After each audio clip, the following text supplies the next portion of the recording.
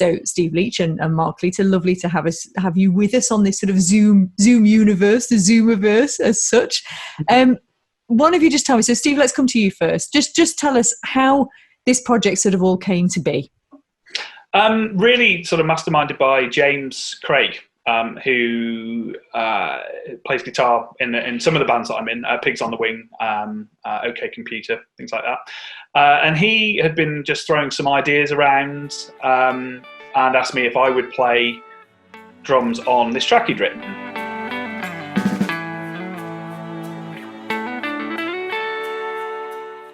He was sort of saying that he had the idea of pulling in a few other musicians and that he'd like to get Mark involved on the mix side of it. We then started to accumulate players. We had Paul Kinraid came in on bass.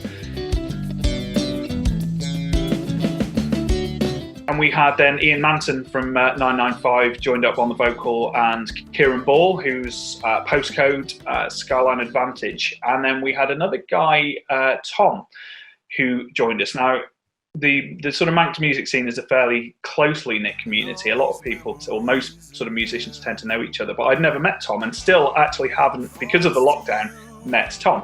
So it's going to be quite exciting when we get into a room together, having worked for sort of 3 months on this project and never actually seen each other in the flesh.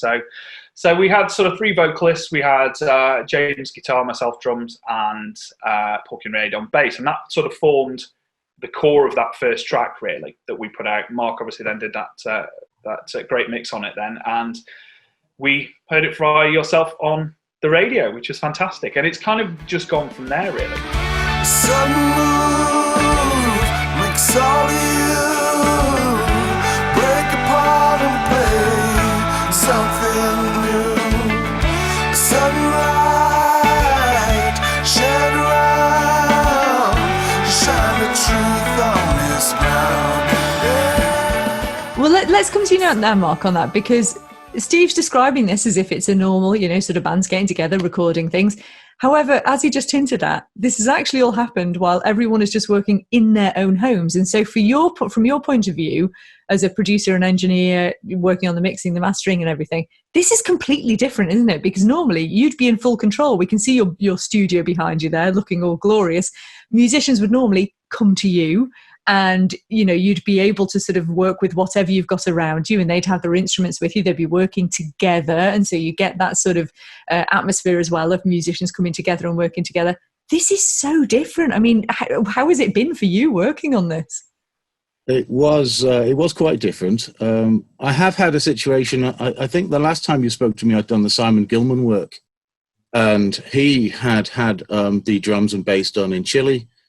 So I'd got used to the idea of some parts coming through, but they were nearly always very high quality.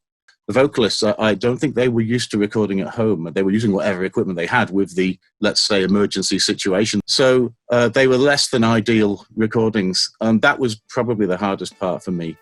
But I think we ended up with something that, under the circumstances, sounded fairly usable.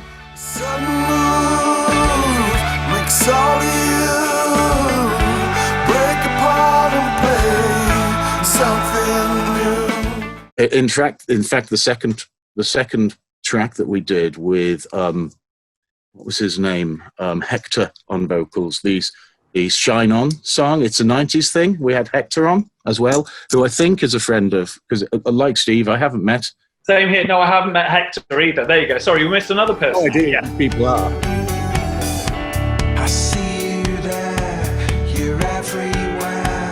You know that I can't do anything. I said hello to the morning sun. Yeah, shine on every. So how many tracks in total are there that were done sort of in isolation then? 5 tracks, I believe. 5 songs.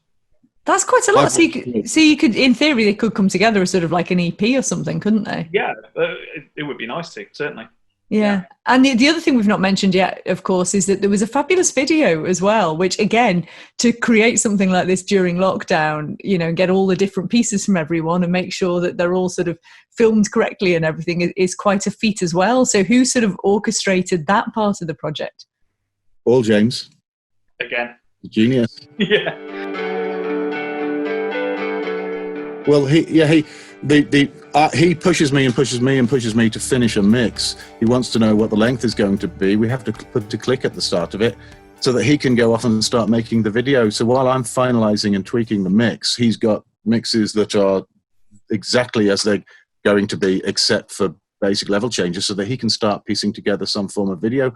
I have no idea how he manages to get so much footage together in such a short time and piece it together into something that's infinitely watchable, particularly the 90s thing with Heck singing. That was just remarkable.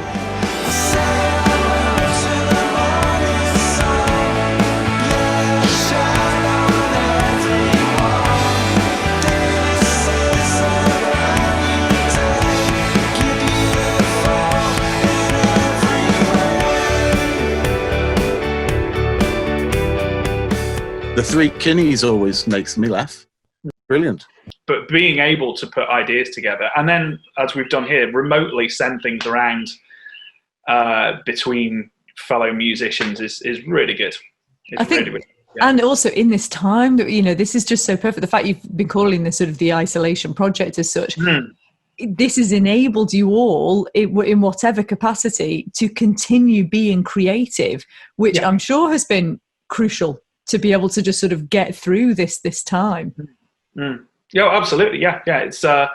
It's been an amazing experience. I mean, as you were saying, I'd record sort of quite a lot of drum parts for people anyway, so I was always happy to get involved with this. But just to have people, even within the island or on the island, say like Tom, who I've not yet met, to be introduced to him, and he's a great vocalist, and it would be, hopefully something, whilst this has been the isolation project, it would be great if we could do something else in the future. The not isolation project, I guess, because there were some really nice ideas there coming out. Actually, I forgot to mention Ian Astle as well, got involved from Final Cut there and OK Computer. So he came in on second guitar. Sorry, Ian, for not mentioning you earlier. But again, we were all throwing ideas around. Ian put a song or two in. Tom did, James did. We're all kind of working on this stuff, even up to sort of a week or two ago as well. So it would be really nice if something else would sort of come out of this, because there were some really great ideas coming forward, I think, So we finished off the latest one.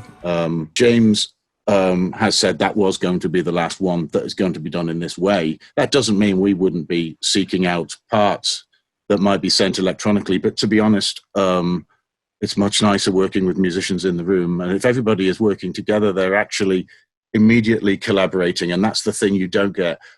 I'm eternally in awe of what Steve here and Kinney achieved together, bearing in mind they weren't working in the same place and really didn't have much of a brief. It sounded like they were in the same room. I just don't know how. That's a tribute really to just how good this pair actually are. But normally you'd normally need the players in the same room, and you'd need to be giving them instructions through the window and to get just what you need. And I would be wanting to go back to that. I want to do it like this forever. Definitely not. Not when you've got all that fantastic kit behind you to be making use of, Mark. Well, I need it to try and make this stuff that comes through the internet sound a little bit more right anyway, and also you need a nice place to sit. Good for the soul.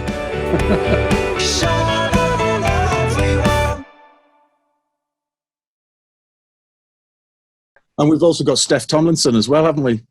Yes. just this is getting embarrassing. We should have had a list, shouldn't we? My children.